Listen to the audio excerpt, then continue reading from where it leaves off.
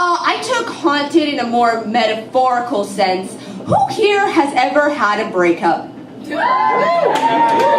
here has ever had an ex go crazy? I like how more people were loud for that than a breakup. Like, you didn't break up with them, but they still went crazy. So with that said, here's a poem about that. It's like the magic never left, just soured. It's not so different. You, still the magician pulling scarves from my throat. Me, still sawn in half and smiling, unable to feel my legs. You've taken the knife as your new assistant, and it isn't a stage show anymore. It's witchcraft. It's the devil's game. It's raising the dead to finish the job. You're rubbing salt into your wounds. You're burning down your own house in my effigy, feeding fountains pockets full of pennies in hopes that I will choke, chanting my name in reverse. You slam the door. The door breaks and you blame me for the splinters. I buy a new door and you blame me for changing the locks. You knock a pounding heart. You stand on the porch and rattle your keys like a skeleton while I hide in the closet until you leave, but you always come back. You're always leaving and coming back. I changed these locks for a reason. It's you. It's always been you, infected tattoo, poison in the blood, the first to leave and the last to let go, but not anymore. I'm trying to walk and you're pulling at my ankles. I'm trying to bury you and you're swallowing each fistful of dirt. I'm standing on the shore and watching you drown, screaming at me like I am still the only thing that can keep you afloat. For years, all I wanted was to be a thing that kept you afloat. Better a boat than a body. Better your lover than a girl. Let you take the lifeboat and held on to any wreckage I could find, but I can't keep sinking to keep you breathing. There will always be a bullet in me carved with your name, and I forgive you for this too, but the wound is healed now. Stopped bleeding months ago, only aches when it rains. You keep licking yours open and blaming me for the mess. Keep smearing it on my face and blaming me for being solid enough to touch. And this is the last thing I will do for you. The last thing, the final act, the sleeping rabbit I'll smother in the hat. I'll fish your wish out from the fountain and pretend I owe you its value. Keep your hand around my wrist. Hold on, close your eyes, no peeking. A twist, a tug. Open your eyes, and I've disappeared, but see, I left my hand behind for you. Now you never have to let go. You can hide it under the bed to scare away the other monsters. You can break every finger so it fits in yours. You can keep it alive. You can keep it. And the magic isn't how you believe that makes it yours. It isn't how I could lose a hand without bleeding. The magic is how another grows in its place, stronger.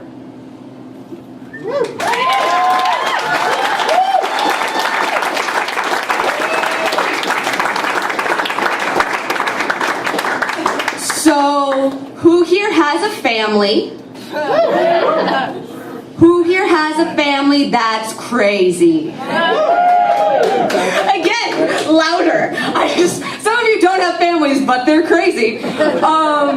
So another thing that kind of is a haunting thing is what we pass on in our families. What that means differs from family to family. Can mean mental illness.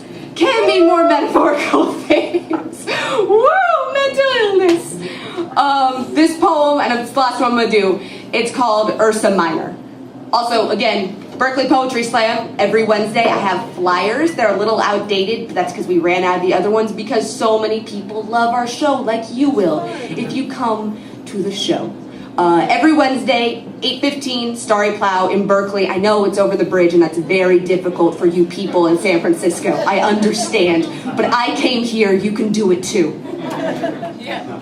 Ursa Minor. I'm the only one still in the kitchen when the conversation turns to mothers. My friends are at the table. The dinner we made together abandoned on their plates as they talk, but I'm mixing a new batch of cookies and waiting for another to finish baking in the oven. This house is nothing like my parents'. Its kitchen set apart and isolated, its claustrophobia constantly complained of, less town hall than oubliette. I'm close enough to touch any one of them. I can hear everything they're saying. I'm talking to, laughing, and then one of them says, growing up with a bipolar mom, man. It turns out that this is the connecting thread between all three of them at the table. A bipolar mother, a guillotine embrace, a rabid dog foaming at the mouth as she devours her own young.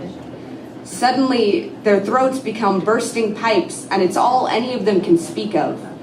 No one notices that I've stopped talking.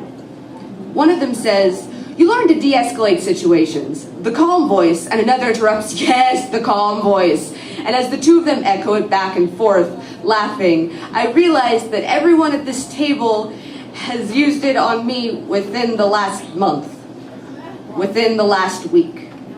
I realize that I need to be handled like a loaded gun, that the only people who give me what I need know how to do it because they have been given what they didn't deserve.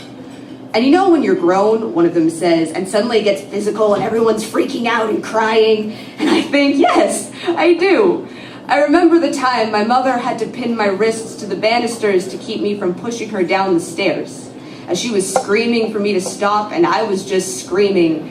The other one is the oldest of three sisters, talks about having to protect them from the knife drawer they were all born into. I remember that too. That was the day I swore I hated my mother in 1,000 different tongues. My brother was in the car, and when I hung up on her before I could hear her inevitable apology, he asked her what had happened, and all she said was that I have to deal with things neither of them have to, and that she was so proud of me. My mother, whose mother screamed the walls down unless lithium drugged her silent, who escaped the storm only to birth another one, she belongs at this table more than I do, but if she was here, all she would say is that she is still so proud of me. I'm the one who's here, though, and I have nothing to say. Any moment, one of my friends might realize that I am the monster crawled out from under their bed. I am swallowing my words like lithium. I am in the kitchen baking cookies like a mother. I wonder, what other parts of me would I smother to quiet their crying? Finally, they've drained all the pus from their wounds and the conversation moves forward. One of them wants to smoke, asks for a lighter. I offer to get matches from the car the first time I speak because this, I know, burning things, holding fire in the hand. They find a lighter though. One of my friends, and they are all my friends, but this is my best friend, comes into the kitchen. I realize he's the only other person who never spoke. Are you okay? He asks me. Quietly, calmly. I smile to show him the chamber is empty of bullets, and he smiles too, and for the first time, I realize that he has my eyes. Thank you guys so much.